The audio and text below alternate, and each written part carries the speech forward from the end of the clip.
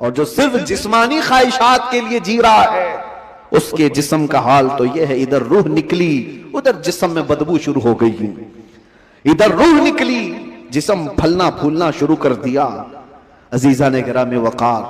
हमारे इन जिस्मों की औकात कितनी है मैं आपको बताता हूं। गुफ्तगू को समेटते हुए सिर्फ इतनी बात अर्ज करूं, कहा गया है कि कब्र में हमारी तख्तियां बंद करके जब लोग चले जाते हैं कब्र की मिट्टी में, आपको अंदाजा है, आप मुंबई के कब्रस्तानों को देखते हैं और बहुत जल्दी यहां कब्रें खोली भी जाती हैं, लेकिन जहां नहीं खोली जाती वहां के लिए भी मैं बता रहा हूं, दफन करके चले जाने के बाद एक दिन के अंदर, सिर्फ एक दिन 24 घंटे जब गुजर जाते हैं तो पेट में का और दिमाग में का पूरा पानी पीप के जरिए से या किसी तरह से उसके नाक और मुंह से बाहर निकल जाता है, उसके कानों से सब निकल जाता है। और उसके बाद दिन जैसे जैसे गुजरते जाते हैं, अगर कब्र के हशरात यानी कीड़े मकोड़े उसके जिस्म को खाने लग गए तो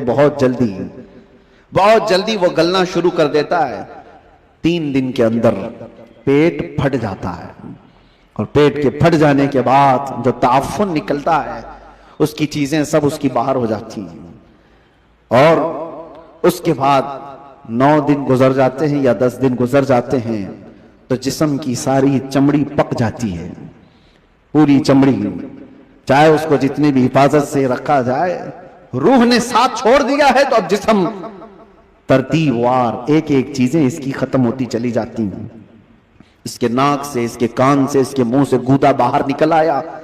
पेट फट गया, अब चमड़ी गलने लग गई। फिर उसके 40 दिन गुजरने वाले होते हैं कि हड्डियां सब बाहर निकलने लग जाती हैं, दिखती हैं, हड्डियों का इजहार हो जाता है, चेहरा किसी हद तक रखा जाता है। कहा गया कि महीना गुजर जाता है तो कि उसकी आंखों की पुतलियां भी बाहर निकल जाती हैं। महीना 2 महीना गुजरता है कि उसके बाद फिर जिस्म के अंदर जितनी नरम चीजें थी सब निकल जाती हैं, फिर ढांचा बाकी रह जाता है और ढांचा, हड्डियां भी अपने आप में टूटने लग जाती हैं। उसके पैरों की हड्डियां उसके कमर से अलग हो जाती हैं, उसके घुटने से उसके रांग की हड्डियां अलग, उसके बाजुओं की हड्डियां अलग। इसीलिए 6 महीने साल भर के बाद जब आप कब्र को दोबारा खोद रहे होते हैं तो पूरा ढांचा किसी को नहीं मिलता, किसी की घुटने की हड्डी, किसी के सर की खोपड़ी और किसी के पैर की हड्डी, यही सब चीजें मिलती हैं। जिस्म सब छोड़ चुका होता है। ये वही जिस्म है जिसको हम घंटों आईने के सामने सजा रहे होते हैं, ये वही जिस्म है जिसके ऊपर हम अपनी मेहनत खर्च कर रहे हैं, चाहे वो जिम में जाकर। मैं नहीं कहता कि फिट नहीं रहना चाहिए, फिट रहना चाहिए।